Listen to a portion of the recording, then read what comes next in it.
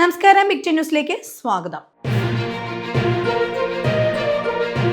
തദ്ദേശ സ്ഥാപനങ്ങളിലേക്ക് നടന്ന ഉപതെരഞ്ഞെടുപ്പിൽ LDF-ന് മുന്നേറ്റം.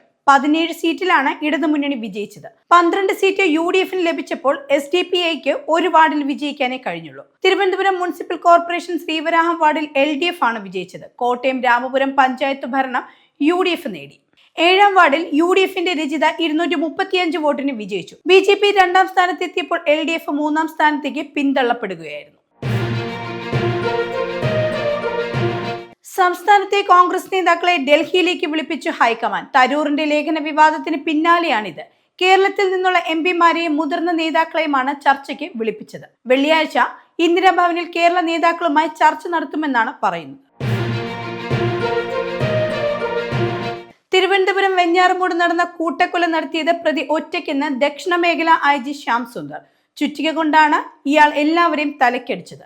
ആയുധം പോലീസ് കണ്ടെടുത്തിട്ടുണ്ട്. പ്രത്യേക അന്വേഷണ സംഘത്തെയാണ് ഇത് അന്വേഷിക്കാൻ നിയോഗിക്കുക എന്നും അദ്ദേഹം അറിയിച്ചു. പ്രതി സഞ്ചരിക്കാൻ ഉപയോഗിച്ച ബൈക്ക് പോലീസ് കസ്റ്റഡിയിലെടുത്തിട്ടുണ്ട്. കൊലപാതക കാരണം നിലവിൽ പറയാൻ സാധിക്കില്ലെന്നും അദ്ദേഹം അറിയിച്ചു.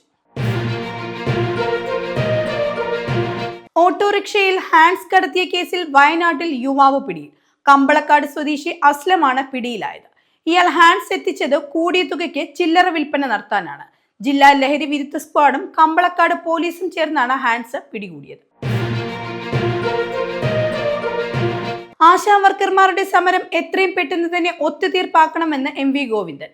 ഈ സമരത്തിന് പിന്നിലുള്ളത് അരാജകത്വ വിഭാഗമാണ്. അവർ ആശാ വർക്കർമാരെ ഉപകരണമായി മാറ്റിയിരിക്കുകയാണ്. ലോകത്തെ ഒരു സമരത്തെയും CPM തള്ളിപ്പറയില്ലെന്നും MV ഗോവിന്ദൻ വ്യക്തമാക്കി. റിട്ടയർഡ് ജസ്റ്റിസ് CN രാമചന്ദ്രൻ നായരെ പാതിവില തട്ടിപ്പ് കേസിലെ പ്രതിപട്ടികയിൽ നിന്നും ഒഴിവാക്കും. അദ്ദേഹത്തിനെതിരെ നിലവിൽ തെളിവുകളൊന്നും ലഭിച്ചിട്ടില്ല. നടപടിക്രമങ്ങൾ പാലിച്ച് അദ്ദേഹത്തെ പ്രതിപട്ടികയിൽ നിന്നും ഒഴിവാക്കാവുന്നതാണെന്ന് പോലീസ് ഹൈക്കോടതിയെ അറിയിച്ചു.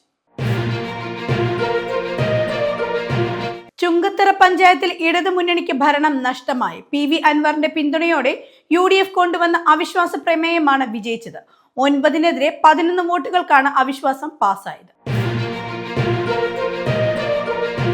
കഷ്ണങ്ങളാക്കിയ മൃതദേഹം ട്രോളി ബാഗിലാക്കി നദിയിൽ ഉപേക്ഷിക്കാൻ ശ്രമിക്കവേ 2 സ്ത്രീകൾ പിടിയിലായി. പശ്ചിമ ബംഗാളിൽ കൊൽക്കട്ടയിലാണ് സംഭവം നടക്കുന്നത്. ട്രോളി ബാഗിലാക്കിയ മൃതദേഹം ഹൂഗ്ലി നദിയിൽ കുമാർതുല്ലി ഘട്ടിന് സമീപം ഉപേക്ഷിക്കാൻ ശ്രമിക്കുന്നതിനിടെയാണ് ഇവർ പിടിയിലാവുന്നത്. സംശയം തോന്നിയ നാട്ടുകാരാണ് ഇവരെ പിടികൂടുന്നത്. പ്രമുഖ നേതാക്കൾ വിജയുടെ പാർട്ടിയിലേക്കെന്ന സൂചന. തമിഴക വെട്രി കഴകത്തിന്റെ 1-ാം വാർഷിക സമ്മേളനം ആഘോഷിക്കാൻ ഒരുങ്ങുകയാണ് സൂപ്പർ താരം വിജയ്. മഹാബലിപുരത്തെ സ്വകാര്യ ഹോട്ടലിലാണ് നാളെ ആഘോഷ പരിപാടികൾ നടക്കുക. രാഷ്ട്രതന്ത്രജ്ഞനും ജൻ സ്വരാജ് പാർട്ടി നേതാവുമായ പ്രശാന്ത് കിഷോർ പരിപാടിയിൽ പങ്കെടുക്കുമെന്ന് party general secretary N Anand അറിയിച്ചിട്ടുണ്ട്. വനിതാ പ്രീമിയർ ലീഗ് ചരിത്രത്തിലെ ആദ്യ സൂപ്പർ ഓവർ പോരാട്ടം ജയിച്ചു കയറി UP വാരിയേഴ്സ്. മത്സരം സമനിലയിൽ പിരിഞ്ഞതോടെയാണ് സൂപ്പർ ഓവർ ഫലം നിർണയിച്ചത്. ആദ്യം ബാറ്റ് ചെയ്ത RCB വനിതകൾ നിശ്ചിത ഓവറിൽ 6 വിക്കറ്റ് നഷ്ടത്തിൽ 180 റൺസ് കണ്ടെത്തി. UP വനിതകളുടെ മറുപടിയും 20 ഓവറിൽ 180 റൺസിൽ തന്നെ അവസാനിച്ചു. പിന്നാലെയായിരുന്നു സൂപ്പർ ഓവർ.